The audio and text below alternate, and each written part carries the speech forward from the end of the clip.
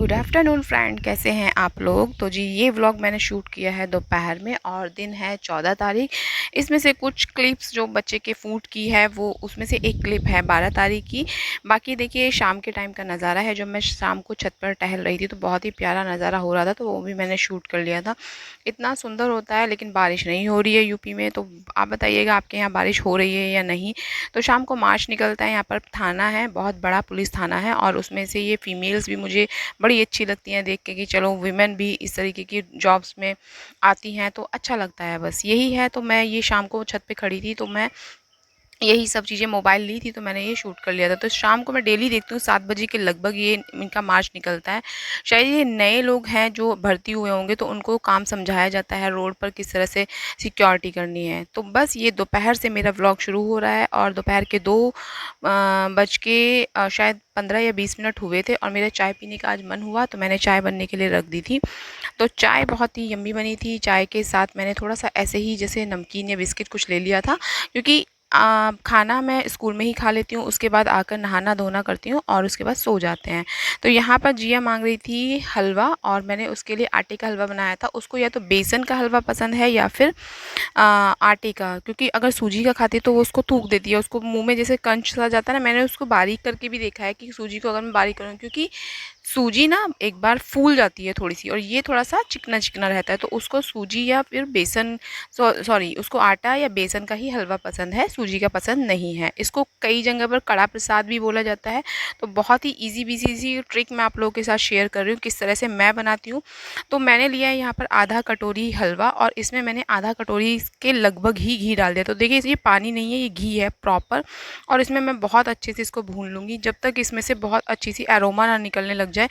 और इसको धीमी आंच पे भूनना है, क्योंकि ये एकदम से जल जाता है। आटा बहुत जल्दी जलता है उसकी अपेक्षाकृत अगर हम सूजी को भूनते हैं तो वो थोड़ी सी कम जलती है, वो टाइम लेती है, लेकिन आटा एकदम से चिपक जाता है। तो इसलिए इसको लगातार चलाते हुए हमें भूनना है और इसमें लग जाता है अराउंड 10 मिनट्स के लगभग, क्योंकि धीमी धीमी आंच पर हमको इसको भूनना होता है। तो बस ये जो प्रसाद जैसे कहीं भी जगह पर बना है, कड़ा प्रसाद बोलते हैं पंजाब में, और जैसे गुरुद्वारों में ये बटता है तो इसको कड़ा प्रसाद ही बोला जाता है। हमारे यहाँ पर यूपी में जैसे इसको बोला जाता है आटे का हलवा, लेकिन पंजाब में या फिर जहाँ गुरुद्वारा है वहाँ पर इसको कड़ा प्रसाद बोला जाता है। तो बस ये मेरा आटा भुन गया था भुन, और इसको मैंने निकाल लिया था अलग, मतलब इसको कढ़ाई को ही टोटल उतार के रख लिया था। तो इसको भूनना बहुत बढ़िया से पड़ता है। अगर आप भूनने में थोड़ी सी भी लापरवाही करेंगे तो ये मुंह में चिपकता है, तो इसको भून लीजिए बढ़िया। और ये ना भूनते भूनते ये भी हल्का खिला खिला सा हो जाता है। इसमें जैसे घी अंदर जाएगा ये जो आटा है ये फूलता चला जाता है, तो ये बहुत बढ़िया से फूलने लगेगा। आपको खुद से ही पता चल जाएगा कि हाँ आटा अब भून चुका है। तो आटे को बढ़िया से भूनने के बाद आपको नेक्स्ट स्टेप की तरफ चलना है। तो आटे को जितना आप बढ़िया से भून लेंगे उतना ही आप लोगों के लिए अच्छा होगा, और बच्चे को तो बहुत ही टेस्टी लगने वाला है। ये बच्चों के साथ साथ बड़े भी इसको बहुत ही शौक से खाते हैं, जैसे मुझे भी बहुत पसंद है आटे का हलवा। तो कमेंट करके बताइएगा किस किस को आटे का हलवा पसंद है। जैसे मेरे घर में बहुत सारे लोगों को पसंद नहीं है, लेकिन मुझे बहुत पसंद है, हस्बैंड को पसंद है, मेरी बेटी को पसंद है। मैंने बेटे को भी ट्राई करके देखा था बट उसको पसंद नहीं आया था। तो मैं उसके लिए अब वो कुछ और ट्राई करती रहती हूँ। जैसे उसके लिए मैं सोच रही हूँ थोड़ा सा कभी सूजी की खीर भी बना के देखूँगी कि वो खाता है या नहीं। लेकिन इधर मैं जैसे नोटिस करूँगी जैसे हल्का उसको नमक का दाल वाल चटाओ तो वो खा लेता है, बट मीठा नहीं खाता है। तो हो सकता है कि उसको मीठे वाला चीज़ पसंद ना हो, उसको नमकीन ही पसंद हो। तो देखते हैं आगे चलकर कैसा जाता है। तो आटा भूनने में मुझे काफ़ी टाइम लग रहा है। तो यहाँ पर ये क्योंकि मुझे लगा क्योंकि बच्चा खाएगा तो बढ़िया से भुना होना चाहिए, क्योंकि आटा अगर मुंह में चिपकता है तो कच्चा खाना आटा वैसे भी सेहत के लिए बहुत हानिकारक होता है। तो बस आटे को बहुत बढ़िया से मैं भून रही थी और उस बीच में मैं छोटे छोटे और भी काम कर रही थी। जैसे उस दिन मैं ना कुछ ग्रॉसरी का सामान भी लाई थी तो वो भी मैं साथ के साथ ही डब्बों में लगा दे रही थी। तो ये आटा जैसे इधर उधर गिर जाता, तो बहुत घी था, तो मैं उसको भी क्योंकि गैस के ऊपर एकदम गैस साफ़ है तो उसके ऊपर से उठा के उसी में वापस डाल दिया था। तो ऐसा नहीं मैं नीचे से उठा रही हूँ। तो बहुत सारे लोग कमेंट करने लगे कि नीचे से उठाया, तो नीचे से नहीं उठाया, लेकिन बहुत घी पड़ा हुआ था।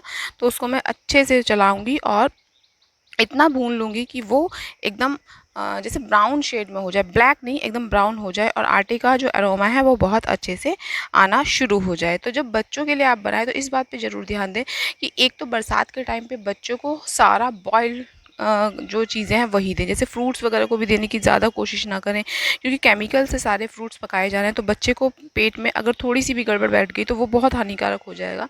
तो हमेशा बच्चे को खाना दें बहुत अच्छे से भुना हुआ, या फिर उसको बॉईल कर लें उतनी तरह से कि जिस तरह से खाना आप पकाते हैं उतना बॉईल कर लें। पानी भी आप बॉईल करके पिलाएं। और उसके अलावा जो खाना है, जैसे कि आप चावल का पानी या फिर दाल का पानी बच्चे को देना शुरू किया है, तो उसको भी उबाल के पिलाएं। ऐसा ना करें कि उसको थोड़ी कम डिग्री पे पकाएं, बहुत बढ़िया से उसको उबाल लें और उसको उबालने के बाद छान कर दे दें बच्चे को। तो उसके बच्चे को पेट में कोई असर नहीं होगा, क्योंकि उससे उसकी सेहत थोड़ी अच्छी ही रहेगी। उसको ऐसा कोई प्रॉब्लम नहीं आएगा कि हाँ, उसको कुछ ऐसा फूड खाने से फूड पॉइजनिंग हो गई है।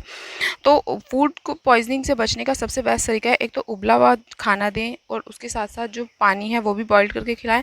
कोई भी ऐसी चीज़ अंडर 1 ईयर तो एटलीस्ट नहीं खिलाएं कि उसको कोई दिक्कत हो जाए। देखिए, बरसात का टाइम होता है, कई बार केमिकल्स रिएक्शन बहुत जल्दी होते हैं। बाज़ार में बहुत सारे केमिकल्स लगे फल और सब्जियां आपको मिलते हैं, तो कच्चा कुछ ना दें। तो बस यहाँ पर 10 मिनट के बाद मेरा जो आटा था वो बहुत बढ़िया से भुन गया था, तो उसको मैंने नीचे उतार के रख दिया था। और एक पैन में अब हम लेंगे पानी, और इसमें मैंने चीनी डाल दी थी। तो चीनी आपको इसमें डालनी है, और इसमें पानी की क्वांटिटी आपको इतनी रखनी है, 2 गुनी वाली। जैसे सूजी का जब हम हलवा बनाते हैं तो 3 गुना पानी डालते हैं, यानी लगाकर चलिए कि अगर आपने 1 कटोरी पानी सूजी ली है तो 3 कटोरी आप पानी डालेंगे। अगर आप कभी बना के देखिएगा जैसे सूजी में आपको जैसे पानी कम रह जाता है, तो सबसे बेस्ट तरीका ये है कि आप ना एक काम कीजिए, पहले आप सूजी नाप लीजिए। सूजी कितनी ली है? 1 कटोरी, तो उसके अकॉर्डिंग आप 3 कटोरी ले लीजिए। मान लीजिए आपने सूजी 2 कटोरी ली है, तो उसमें आप 6 कटोरी पानी डालिए। तो इस तरीके से 3 गुना पानी आपको डालना है, यानी सूजी के तीसरे गुना तक। और आटे में आपको कितना डालना है? 2 गुने तक। जैसे आपने 1 कटोरी आटा लिया है, तो उसमें 1 या सवा कटोरी करके पानी डाल दीजिए, चीनी डाल दीजिए, और उसका बहुत बढ़िया सा एक सिरप बना लीजिए। तो जब बॉइलिंग स्टेज पर ये आएगा, तो इधर मेरी बेटी आ गई थी, तो उसको भी मैं पानी दे दी थी, क्योंकि उसने को आज ठंडा पानी पता नहीं कैसे मांग रही थी, वरना तो वो मैं उसको वो जो बॉईल करके ठंडा करके लेती हूँ वही पानी देती हूँ। देखिए, इधर मेरा सिरप पक गया था बहुत बढ़िया से। तो सिरप आपको मतलब चीनी पूरी मेल्ट हो जानी चाहिए। इसमें आपको कोई 1 तार या 2 तार का सिरप नहीं बनाना है। और इसको ना आप गैस बंद कर लीजिए, क्योंकि ये बहुत छींटे मारता है, हाथ जल सकता है। तो क्योंकि घी बहुत ज़्यादा पड़ा होता है आटे में, तो एकदम छींटा मारता है। तो आपको धीरे धीरे करके इसमें डालना है, और इसको चलाते हुए एक बार मिक्स दे दीजिए। उसके बाद गैस को ऑन कीजिए। गैस ऑन होने के बाद आप इसको अच्छे से चलाते रहिए, लगातार चलाइए, और तब तक चलाइए जब तक कि जो पानी है इसके अंदर ना चला जाए, और एकदम स्मूथ जैसा हलवा बनकर तैयार ना हो जाए। और इसको आपको इस तरीके से देखना है कि आप इसको हाथ से भी खा सके। जैसे आपने देखा होगा गुरुद्वारे में प्रसाद मिलता है तो हाथ पर देते हैं, आपने पता नहीं, मैंने कई बार खाया है। तो गुरुद्वारे में जो हलवा देते हैं जैसे हाथ से ही देते हैं, और हाथ में ही लोग लेते हैं, हाथ को जोड़कर। तो वैसा नहीं है कि कटोरी प्लेट में आपको मिलेगा। तो इस तरीके की कंसिस्टेंसी पे आपको ये हलवा रखना होता है, तभी आपका कड़ा प्रसाद के रूप में ये बनता है।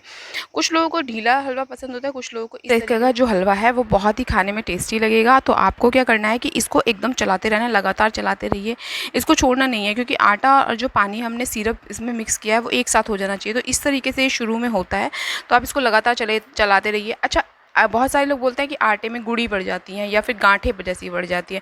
कब पड़ती हैं? जब घी कम होगा, क्योंकि आटे को अगर आप जितना मॉइस्चर उसमें दे दोगे तो फिर वो उसके बाद उसमें गांठें नहीं पड़ेंगी। तो आपको क्या करना है कि हलवे में इतना मतलब घी डाल लेना है जिससे कि उसमें, देखिए मैं इसमें ऊपर से घी नहीं डालूँगी। अगर आपको लगता है कि आपको ऊपर से और भी घी डालना है तो आप डाल सकते हैं, लेकिन मैंने इतना इसमें घी डाला था कि देखिए एकदम चिकना स्मूथ पेस्ट बन के तैयार हुआ है, बहुत ही बढ़िया से। बच्चा अगर इसको मुँह में डालेगा एकदम फिसल के अंदर चला जाता है, ऐसा नहीं कि अटकेगा या कुछ और होगा। तो इस तरीके से आपको तैयार करना है। तो ये हमारा कड़ा प्रसाद बनकर तैयार था और इतना टेस्टी लगा था। अच्छा, आप इसमें ना ड्राई फ्रूट्स भी डाल सकते हैं। देखिए जी, मेरा बेटी ड्राई फ्रूट्स इसमें नहीं खाती है, वैसे खा लेती है। तो देखिए कितना ही मतलब प्यारा लग रहा था, आप इसको पहचान भी नहीं पाएंगे ये सूजी का है या आटे का है, इतना चिकना बन के तैयार हो जाता है। तो बस मैंने ये बना लिया था। उसके बाद मैंने कुछ इसमें नहीं डाला था, क्योंकि बेटी नहीं खाती है, बस बेटी के हिसाब से मैं बनाती हूँ। तो मुझे भी बड़ा अच्छा लगा था, आप लोग भी बनाकर ट्राई कर सकते हैं। तो बस यहाँ पर मैं बेटी के लिए तैयारी कर रही थी, क्योंकि उसको लिए मुझे थोड़ा सा ना पाउडर फॉर्म में कुछ चीज़ें बनानी थी। तो यहाँ पर मैंने लिया था चावल, 1/4 कप चावल लिया था, और उसका जितना ही मैंने मूँग दाल ली थी। मूँग दाल ये धुली हुई थी, आप इसको छिलके वाली भी ले सकते हैं। इसको 4 से 5 बार आपको वॉश करना है, क्योंकि बच्चे के लिए खाना बन रहा है, इसमें कोई भी पाउडर चीज़ नहीं होनी चाहिए। तो 4 से 5 बार वॉश करने के बाद इसको मैं एक पैन लिया था, उसमें मैंने लिया था पीने वाला पानी बढ़िया से, और उसमें ये धुली हुई दाल और चावल भिगो कर रख दिया था। अच्छा, इसको आपको भिगो के रखना है कम से कम 2 से 3 घंटे, और उसके बाद आप इसको पूरी रात इसको एयर मतलब पंखे की हवा में सुखा लेना है। ये बादाम भी मैंने भिगोकर और काजू भिगो दिए थे, उसको छीलकर इनको भी मैंने सुखा लिया था। अच्छा, अभी इसको क्या करना है कि आपको ना इसको ड्राई रोस्ट करना है। खाली कढ़ाई या पैन लेना है, उसमें आप इसको बहुत धीमी आँच में, जले ना, बहुत धीमी आँच में अरोमा आने तक, यानी हल्की-हल्की सी खुशबू आने तक इसको भून लेना है। और इसको भून लेने के साथ ही इसको पहले हम करेंगे ठंडा, और उसके बाद हम लेंगे काजू, और काजू और बादाम को भी बहुत ही हल्के सूखे ही रोस्ट करने हैं। आपको इसमें कोई घी, तेल या कोई भी चीज़ डालने की ज़रूरत नहीं है। लगातार चलाते हुए दाल और चावल सबसे पहले भून लीजिए। इतना भून लीजिए कि इसका जो कलर है हल्का सा चेंज हो जाए। देखिए अभी इसका कलर मूँग दाल की वजह से आपको येलो येलो लग रहा है, लेकिन आप इसको भूनते भूनते हल्का सा येलोइश फॉर्म में ले आइए, ब्राउन नहीं करना है। तो ये मेरी दाल और चावल भूनकर हो गए थे रेडी। इसी फॉर्म तक आपको भूनना है, इससे ज़्यादा नहीं भूनना है, इससे कम नहीं भूनना है। तो ये देखिए इस तरह से कलर चेंज हो जाएगा, और बच्चा इसको थोड़ा सा खा भी सकता है, जैसे और बच्चे खा लेते हैं। अब मुझे ट्राई करना है कि मेरा बेटा खा पाता है या नहीं खा पाता है, लेकिन इस तरीके से मैंने ट्राई किया था कि मैं इसको खाकर खाने लायक बच्चे के कुछ बना दूंगी। तो बस यहाँ पर मेरे दाल और चावल हो गए थे रोस्ट, और फिर उसके बाद जो काजू और बादाम मैंने भिगोकर, इसको भी यही करना है, आपको 1-2 घंटे के लिए भिगोना है। जो बादाम है उसका छिलका उतार लेना है, और इनको बहुत अच्छे से सुखा लेना है। इनको तो चाहे आप धूप में भी सुखा सकते हैं, लेकिन अगर धूप में नहीं सुखाना है तो आप इसको पंखे में 12-13 घंटे इसको रखेंगे तो ये सूख जाएगा। हल्का भी मॉइस्चर इसमें नहीं होना चाहिए। तो जैसे इसका एकदम मॉइस्चर निकल गया था, तो मैंने इसको एकदम बढ़िया से भून लिया था। और भूनना क्या है, मतलब इसको हल्का सा आंच देनी है, बहुत हल्की सी आंच देनी है, जिससे इसकी जो ड्राइनेस है वो हो जाए और ये पिसने लायक हो जाए। तो बहुत गर्मी थी, और मैं कपड़े भी चेंज कर लिए थे एक बार नहाकर, क्योंकि वो चावल भिगोते भिगोते ना मेरे ऊपर कुछ सामान गिर गया था, तो मैंने कपड़ा चेंज कर लिया था। तो इसको मैंने भून लिया है, और भूनने के बाद मैं इसको एक जो प्लेट है उसमें ट्रांसफ़र कर लूँगी, और इसको एकदम ठंडा कर लेना है, गर्म नहीं, बिल्कुल ठंडा करना है। अगर इसको आप गर्म पीसने की कोशिश करेंगे तो ये मिक्सी के जार में चिपक जाएगा, पहली चीज़, और दोनों चीज़ों को अलग अलग करके पीसना है। देखिए पीसने के बाद ये कुछ इस तरीके का हो गया, तो इसको आप छान सकते हैं या फिर ऐसे यूज़ करते हैं। व्लॉग अच्छा लगा हो तो लाइक, शेयर, कमेंट कीजिएगा, और मैं मिलते हैं नेक्स्ट व्लॉग पे।